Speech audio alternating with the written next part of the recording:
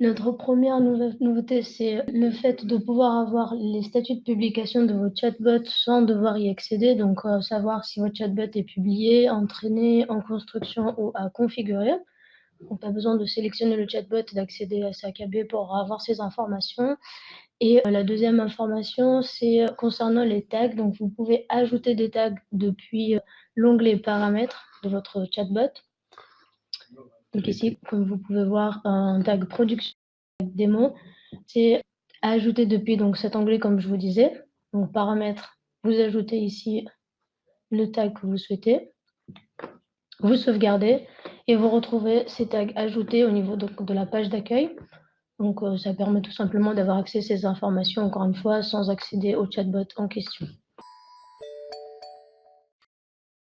Des nouveautés, donc on disait au niveau de la boîte de réception, donc boîte de réception que vous connaissez bien. Les grandes nouveautés, ça va être sur les questions suggérées et sur le feedback négatif principalement. Sur les questions suggérées, donc on a rajouté pas mal de choses. Ici déjà, vous voyez que l'historique de conversation, il a un petit peu changé. Donc là, vous avez toujours la question posée par l'utilisateur, mais à présent, on va afficher donc évidemment ce que lui, il a choisi parmi les différentes propositions hein, lorsque l'Active Learning s'est déclenché. Et on va afficher, chose qu'on ne faisait pas avant, les choix de questions. Donc en fait, ça permet de voir un petit peu si c'est cohérent entre la question de l'utilisateur et ce qu'il a choisi parmi les différentes propositions du chatbot. Le bouton qui manquait un petit peu avant, on nous l'a beaucoup demandé, on l'a rajouté. Donc maintenant, vous avez ici ajouté comme alternative à la question sélectionnée par l'utilisateur. C'est-à-dire qu'un simple clic là-dessus, il n'y a pas d'étape après, ça va ajouter la question ici en tant qu'alternative de cette question-là qui est dans la base de connaissances. Après, évidemment, on garde les anciennes actions, c'est-à-dire que si vous voulez toujours faire de la recherche dans la base de connaissances, vous pouvez le faire ici directement. Petite modification aussi, vous aviez l'habitude avant d'avoir un petit stylo à ce niveau-là pour pouvoir changer la question si elle était mal orthographiée. Plus de stylo, maintenant vous avez la question qui est directement ici. Donc si vous voulez remettre un petit peu en forme la question, tout simplement, j'ai égaré mon badge, que faire? Vous pouvez le faire ici.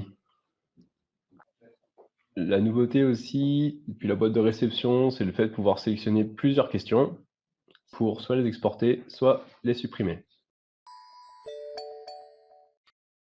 Au niveau des feedbacks négatifs, l'évolution qu'il y a maintenant, c'est que quand on a une question qui a été modifiée récemment, on l'affiche. Simplement, on va dire que la réponse a été modifiée pour la dernière fois, par exemple ici, le 23 octobre à 16h19. Ça permet tout simplement de gagner un petit peu de temps, de faire moins de recherches dans la base de connaissances, parce que les feedbacks, hein, pour rappel, il n'y a pas de traitement comme on va faire sur les questions sans réponse ou sur les scores faibles, les questions suggérées ne disparaissent pas de la boîte de réception, il faut les supprimer manuellement une fois qu'ils sont traités. Donc ici, typiquement, si la réponse est incomplète, mais je vois qu'il y a des modifications qui ont été faites aujourd'hui, hier ou récemment, bon, je peux imaginer que le problème a été réglé entre-temps. Donc base de connaissances, où on a rajouté un nouvel onglet. Donc quand on se situe ici, quand on clique sur une question, vous connaissez bien l'écran de réponse. Donc là, vous avez vos réponses simples, réponses contextuelles, arbre de conversation et autres. Vous avez ici les alternatives, rien de nouveau jusque-là, et on a rajouté ce panneau donc des questions. Donc là, c'est simplement pour définir différents paramètres de la question. Donc de la même manière, le stylo a disparu, vous avez ici la possibilité d'éditer la question, la catégorie, si vous voulez changer la catégorie de la question.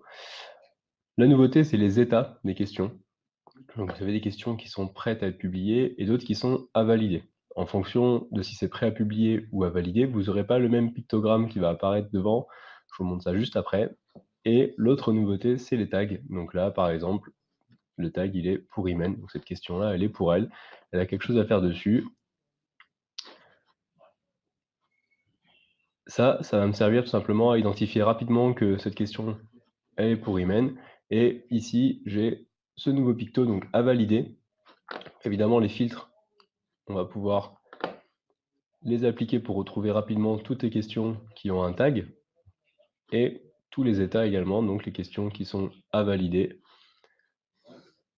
Elles sont facilement retrouvables. Même chose que dans la boîte de réception, on peut sélectionner plus de contenu maintenant. Donc, on peut sélectionner plusieurs questions pour les exporter, les supprimer ou les modifier. Et là, on va pouvoir faire après des changements de catégorie en masse, par exemple, changer des états sur plusieurs questions à la fois, même chose avec les tags ou encore la planification. La dernière nouveauté concernant donc notre base de connaissances, ça sera sur le bouton donc entraîner. Donc le bouton que vous connaissez déjà servira désormais à entraîner uniquement les éléments qui ont été ajoutés ou modifiés dernièrement.